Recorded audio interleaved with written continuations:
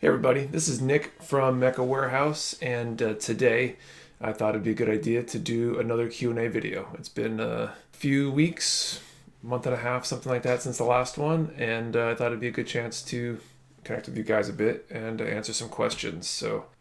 Alright, so Gibson Junkie on the Discord asks if there was an item or series of items you could carry regardless of logistics, what's something you'd like to offer? There's so many things I'd like to offer. It's really kind of hard to answer that. The big one that I really want to get in the shop right now is Kotobukiya, particularly the Zoids, because Zoids are asked for all the time. So I think those would be good. It seems like they're hard to get your hands on these days. So I would really like to get my hands on some.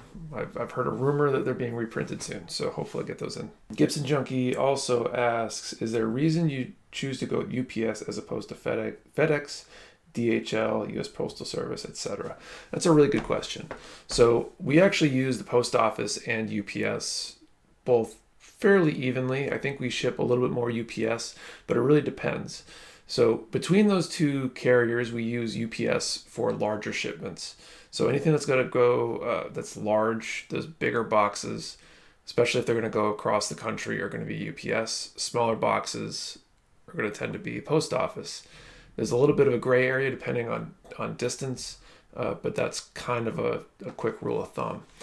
Now, as the reason I use those two carriers is that the post office is the cheapest option when it comes to small packages. Just like they're the cheapest option when it comes to mail. We don't see people using UPS, FedEx, etc. to mail a simple letter.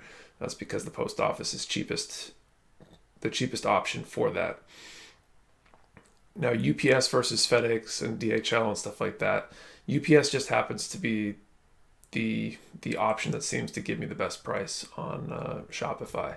I haven't really tried shopping around the prices yet, but they seem to do pretty well, and so far I've had okay luck with them. There's definitely a few issues that I've had with UPS, but some issues with the post office too, honestly. At some point in the near future, though, I'll probably be reevaluating that choice. As we do more volume, we probably can get better shipping rates, which will hopefully mean better shipping rates for you guys and give us some more margin there and make that easier, and we'll be kind of pitting FedEx versus UPS and see who can come in at the best price and see what else they might be able to offer. Okay, this is a really good question. R. Riker on Discord asks, have you considered adding filters on the site to weed out out-of-stock items? Great question. That's something that's been asked for a lot, so this is a really good opportunity to answer that question. I would love to. There's a lot of changes to the way the filtering is done on the website that I would like to do. Unfortunately, without some programming or a template change, I am limited in what my options are. I plan on completely redoing the website in the next, say, 6 months, hopefully, and adding more features and filters and things like that. But as of today, that's not an easy thing to do. Relatively recently, we added a plugin that on a daily basis sorts through everything and bumps the out-of-stock items to the bottom of the list. I think it's the featured option when you pull down on the filter, and that kind of helps. But yes, I would love to be able to do that. I'd love to be able to change the number of items shown per page, which I think would be convenient for some people who really want to scan through quickly and look at options. I want to overhaul how the groupings, collections, series, etc., filters, and just how all that stuff is organized to make things easier to find. R. Riker also asks, can we or even you put embedded video links in kit reviews? I know you suggested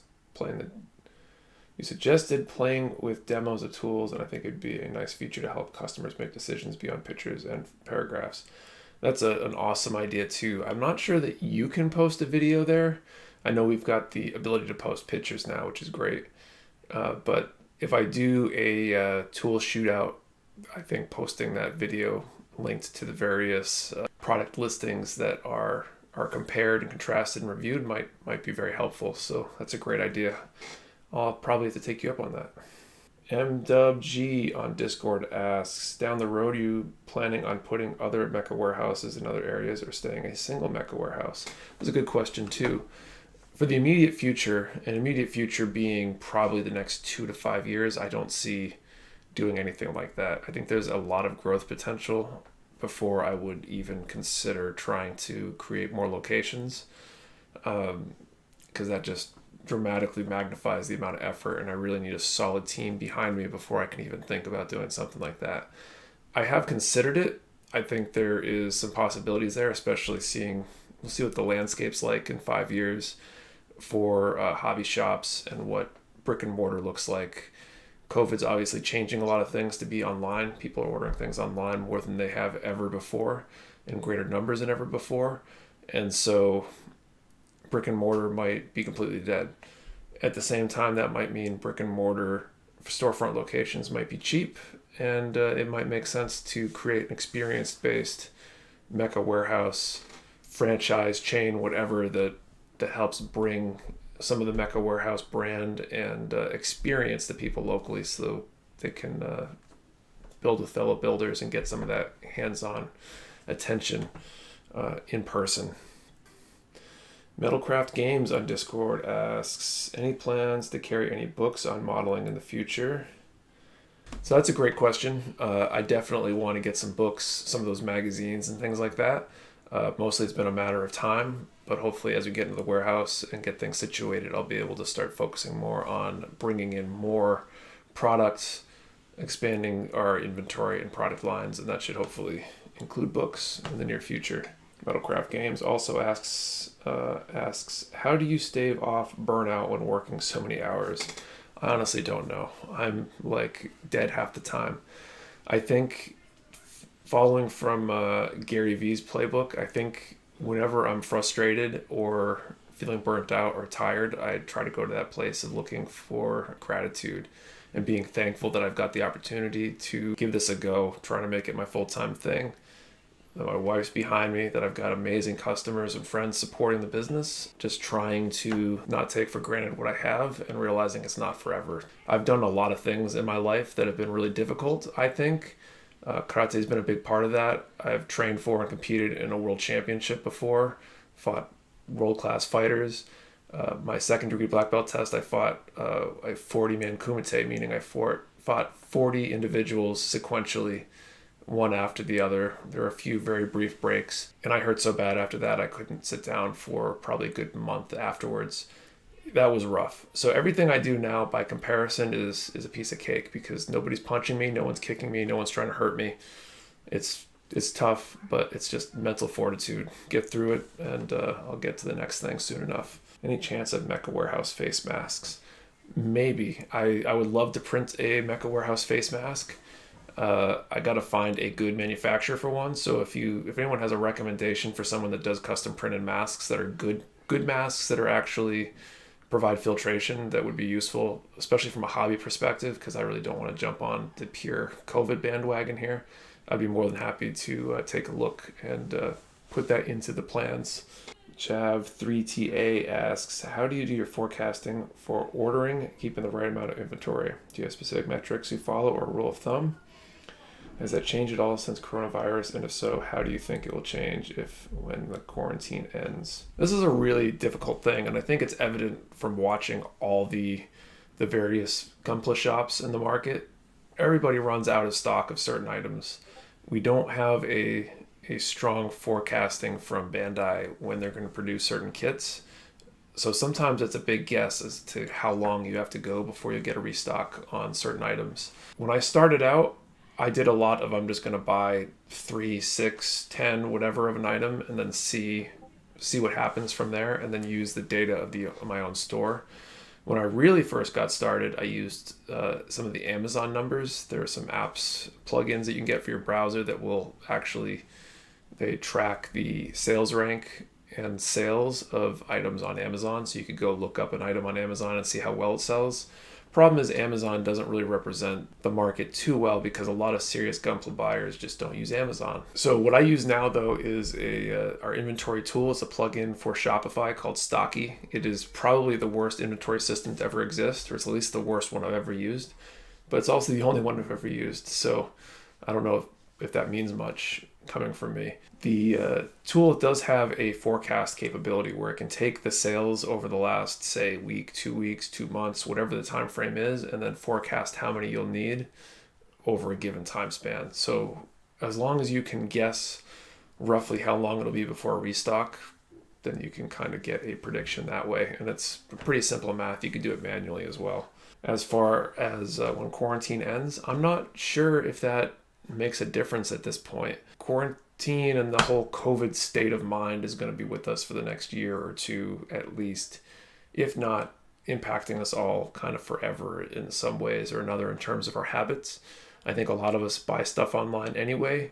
A lot of us are going to be buying online due to convenience. So I don't know that the number of sales will really change. And if they do, they'll probably gradually change unless there is some new world-changing event that completely throws everything into flux. So in which case, those prediction methods will continue to work, I think, and shift, just like product demand shifts for certain products over time. Daniel Wooten on Discord asks, how bad are the paper cuts? You've seen the video. Do I need to answer that? What do you do with all the boxes, packaging that comes from the distributor? So pretty simple though. For the most part, the boxes we've gotten so far get used in 2 ways. They either get recycled, broken down, and just brought to the transfer station in town. I'm thankful to have a truck, and I'll probably still have to do that in the near future until I do enough volume to make a cardboard dumpster of some sort make sense. The other half of those boxes currently are getting used to hold on to inventory and gradually kind of work their way through. I've recycled boxes for a number of other purposes, from holding filled air pillows that we use to pack as totes to help transport packed boxes around the warehouse, so to speak. Yeah, that's pretty much what we do with them. When we ask you to start carrying a certain kit or product line, how hard is it to find it or a distributor for it? So that really depends. Anything that's Bandai is easy because I've got a line on that. Some of these other product lines are a huge pain though. So we recently added MadWorks. I've wanted MadWorks in the store for a while. MadWorks doesn't have an English website with a just standard English domain. So finding that website takes a lot more digging. Getting in touch with them even harder because they're Taiwan based. They speak Chinese, not English, and so really difficult. Other brands, on the other hand, have been relatively easy. So it really depends on the brand itself, where they're based, and just how they run their business. Okay, Nerd Slice on Discord asks, do you plan to expand the kit selection and add resin kits to your inventory in the future? Will you carry more paint brands beyond Vallejo, Tamiya, Mr. Color, and Splash Paints, i.e. Gaia Notes, Alclad, and Arkham? Well, I stop there for now. So, good question. I definitely plan on stocking more stuff. I'm working through, maybe even this weekend when I'm filming this video, or in the coming week, I'll probably be placing my next large order. And my next inventory order is going to be on the scale of that huge order I placed that was in a video a couple months ago, the one that came in with a lot of damage. We'll be ordering a lot more diverse selection because I'm going to have a lot more shelf space, make it a lot easier to have inventory available and easier to access it. So definitely more stuff. There's a few other options I want to check into. There's definitely a lot of good paint manufacturers out there. They all have their pros and cons. A lot of it's just personal taste, but we should be adding to those selections a lot more in the future. Down the road, will you also carry additional God hand tools, i.e. pin vise, chisels, etc.? We consider carrying supplies for dioramas in the future. God hand, we definitely plan on expanding our selection. There's more tools they make, including some brushes, the pin vices you mentioned. There's some more nipper options. We'll be definitely picking up some of those in the near future. Diorama Supplies is a definite yes. We plan on probably bringing in some evergreen and plastruct, just polystyrene. We have distributors that have access to a lot more of the more specialized diorama stuff. If there's anything that you're interested in, please let me know and I can potentially drop ship it or order it special for you. And we'll be looking to add some more of that in small bits and pieces to see what people are actually interested in. Okay, xraziel117x asks, now that you have a physical store, will that change what you select to stock? If so, in what way? So not so much what we stock, maybe the quantities.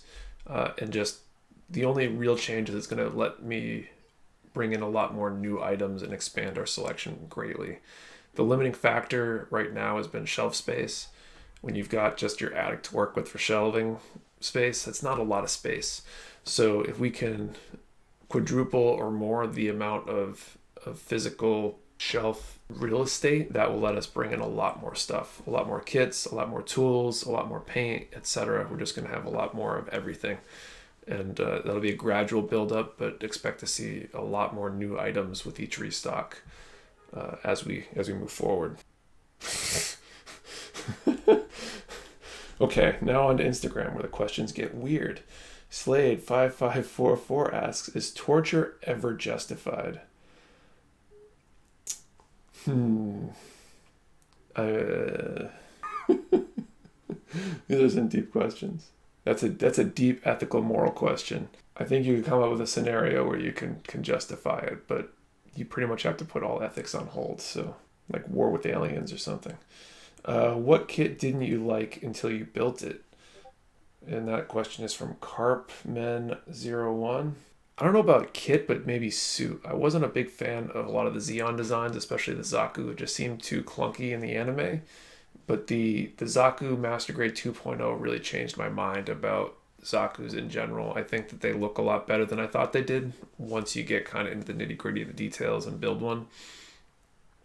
But for the most part, if I don't like a kit from the looks of it, there are so many kits out there, I'm not going to build it unless someone forces me to. I don't do reviews or anything right now. So No Kill Anime asks from Instagram, what's a guy got to do to get a free shirt? We don't have any sort of free Mecha Warehouse t-shirt program. They are available on the website. I'm hoping to start stocking them in the store instead of doing the on-demand printing, which will hopefully let me bring the price down a little bit and let them be included in orders. So if you're interested in a shirt, you might want to hold out for a few weeks, unless you really need it ASAP, because once we start stocking them, those prices will come down. Donnie319 on Amazon asks, when you sold on Amazon, did you do FBA, and how'd you handle returns? I did. When I started Amazon, I was doing FBA. I had a brief epiphany or thought that I was going to be using FBA for the whole business, and used Amazon has a thing called multi-channel fulfillment, which lets you use Amazon to fulfill orders from other places. There's even a plugin on Shopify that would let you directly send the order over to Amazon pretty easily. Life is good. You don't have to pack anything. You don't have to carry any inventory. I could have run the business out of my house indefinitely. The problem with that was that Amazon decided to put boxes in pouches on a pretty regular basis, and then kits would get destroyed in the mail, and that wasn't something I wanted to do, so I had to fix that. But anyway, back to the original question is, how'd you handle returns?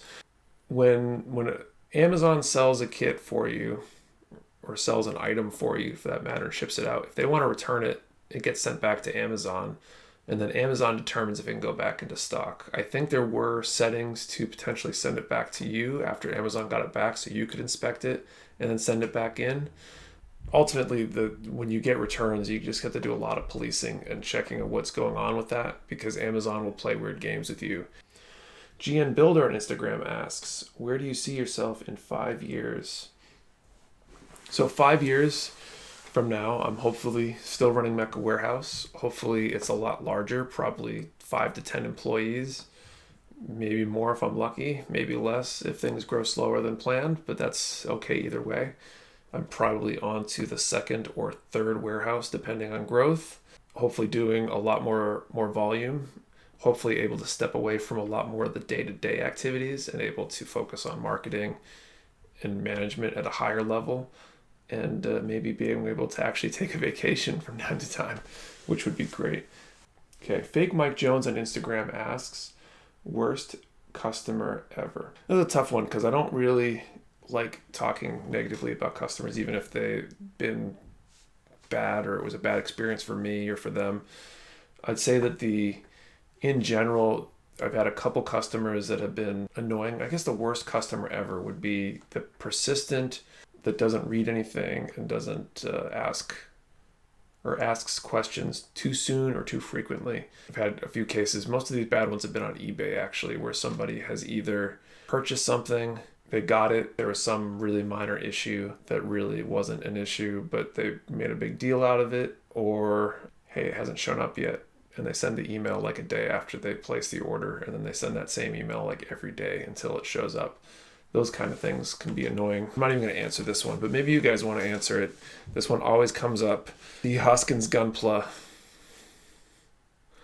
asks, is a hot dog a sandwich?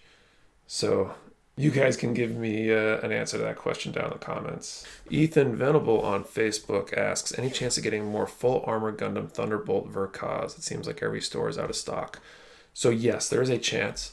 I'm assuming they'll come back. This goes back to an earlier question. All the stores get their stuff from the same places. That main distributor and Bandai being the manufacturer, Bluefin being the main distributor, they only import so many. They only make them so often.